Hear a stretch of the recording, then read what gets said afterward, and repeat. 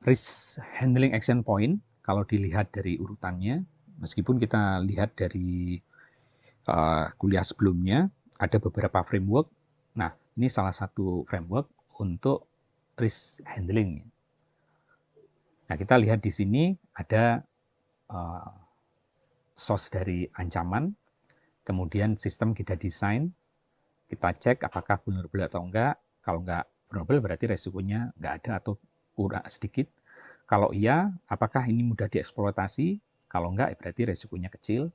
Ya, kalau iya berarti sistem vulnerable. Baru kita desain untuk cara memitigasinya. Kalau resiko terjadinya itu menyebabkan loss ya, yang lebih kecil dibanding cost untuk attacker melakukan attack, maka resikonya bisa kita terima. Nah, kalau loss-nya ternyata masih bisa juga di-accept oleh perusahaan, ya resikonya bisa kita accept. Kalau enggak, baru kita melakukan implementasi access control dengan cara ya avoidance, kita transfer atau kita mitigasi.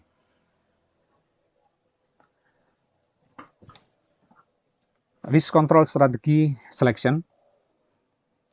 Risk control involves selecting one of four risk control categories. Alleviation, remediation, atau containment.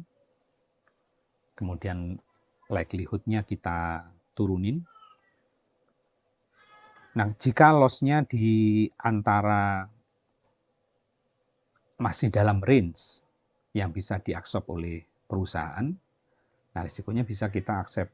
Kalau enggak, berarti kita memang harus menerapkan access control dengan strategi tertentu supaya risikonya bisa kita minimalisir. Nah, untuk risiko yang vulnerability-nya eksis, kita perlu mengimplementasi security control agar likelihood dari risiko itu terjadi bisa turun. Kemudian kalau vulnerability-nya bisa dieksploit, ya prinsip security risk management atau desain dari security adalah kita menempatkan layered control ya. Jadi defense in depth. Kemudian kalau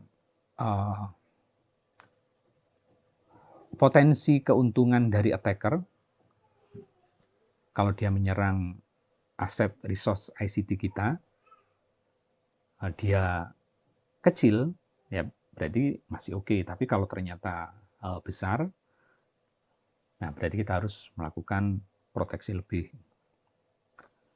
Kalau ada potensi loss yang substansial, nah tentu kita mesti mereduce-nya. Tapi kalau potensi loss-nya masih dalam batas-batas di mana masih bisa diakses oleh perusahaan, ya tinggal dikonsider akses kontrol yang kita perlu implement mahal nggak. Kalau nggak, ya kita implement. Kalau terlalu mahal, ya nggak perlu kita implement. Nah, ketika kontrol strategi sudah kita pilih dan kita implementasikan, berarti yang perlu kita lakukan adalah memonitor seberapa efektif akses kontrol yang kita implementasikan dan seberapa akurat estimasi risk yang sudah kita lakukan sebelumnya. Sehingga prosesnya itu adalah iterasi. Nah, berikut adalah risk control cycle. Nah, dalam risk control cycle secara umum seperti yang kita sampaikan di kuliah awal, itu kita pertama mengidentifikasi aset informasi ya yang ada di perusahaan yang kita sedang lihat. Kemudian kita melakukan prioritasi, kita ranking baik berdasarkan angka maupun non angka. Ya. Kemudian kita mendevelop akses kontrol strategi. Setelah itu baru kita implementasikan. Nah, apakah akses kontrol ini cukup? atau enggak. Kalau enggak cukup, ya berarti kita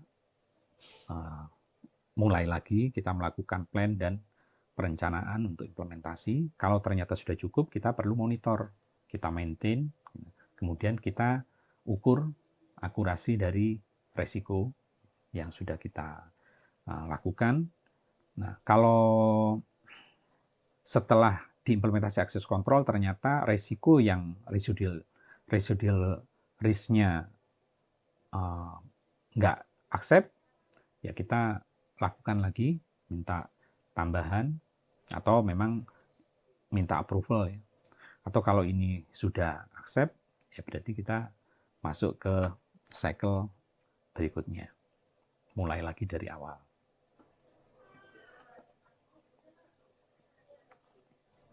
Ini ada beberapa framework untuk kontrol, yaitu ISO 27002 standar, COBIT, kemudian NIST SP853.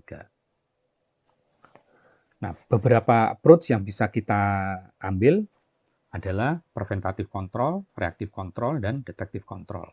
Preventative control berarti kita melakukan tindakan pencegahan. Jadi access control yang bisa melakukan aspek pencegahan. Misalnya dalam hal ini kita menempatkan web server di DMZ, kemudian kita naruh firewall, kita melakukan patching. Nah, semua dilakukan supaya likelihood bahwa vulnerability itu bisa terekspos menjadi berkurang atau severity-nya menjadi berkurang. Nah, reactive control itu biasanya adalah access control yang kita lakukan ketika terjadi terekspos, jadi resikonya terekspos. Nah, reactive control ini memang nggak menurunkan likelihood dari threat, tapi ini memastikan bahwa kalau sebuah resiko terekspos, ini penanganannya bisa lebih cepat. Jadi tergantung dari seberapa cepat kita bisa mendeteksi terjadinya breach atau insiden. Masuk di reactive control. Nah, reactive control contohnya adalah ya kita menempatkan IDS, atau kita menempatkan SOC, menerapkan SIEM, dan lain-lain. Detective control berarti adalah kontrol yang sifatnya itu mendeteksi kemudian mensniff kalau ada hal-hal yang nggak di luar normal. Jadi ini bisa mengurangi exposure ya. Jadi impact yang terjadi kalau kita bisa mendeteksi sedini mungkin itu bisa kita kurangi. Contoh detective control ya kita memasang itu menganalisis log yang ada di SIEM. Nah, ada beberapa efek kontrol yang bisa kita lihat, yaitu yang pertama adalah apakah efek dari access control yang kita implementasikan itu mengurangi limit threat universe-nya. Ini mengurangi likelihood.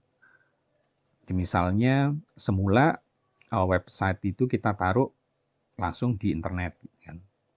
Kemudian potnya nggak kita seleksi, banyak pot yang kita open. Nah, kita bisa meminimalisir dengan potnya kita kurangi. Atau kita bisa memindahkan web server itu ke cloud. Nah, sehingga proteksi likelihood-nya menjadi lebih kecil terhadap misalnya yang semula kita lupa potnya nggak kita tutup, misalnya telnet, FTP. Nah, di cloud, kalau kita servernya kita taruh di cloud, biasanya by default pot-pot yang nggak perlu mereka akan by default ditutup gitu ya. Kemudian efek dari access control yang lain adalah meningkatkan kesulitan bagi meningkatkan level kesulitan ya attacker untuk bisa menyerang resource kita. Tadi misalnya dengan menerapkan double authentication, multifaktor authentication. Kemudian mengurangi scope kalau sebuah risiko terekspos. Berarti severity-nya yang dikurangi. Misalnya kita punya database yang besar, semula hanya satu server, tapi kita taruh di 2 server. Kemudian misalnya ada sebuah vulnerability yang spesifik, adanya di Windows 7, karena Windows 7 merupakan OS yang sudah nggak di-support oleh Microsoft misalnya. Nah, untuk meremediate vulnerability itu, ya kita mau nggak mau mendevelop aplikasi yang running di OS yang lebih baru misalnya.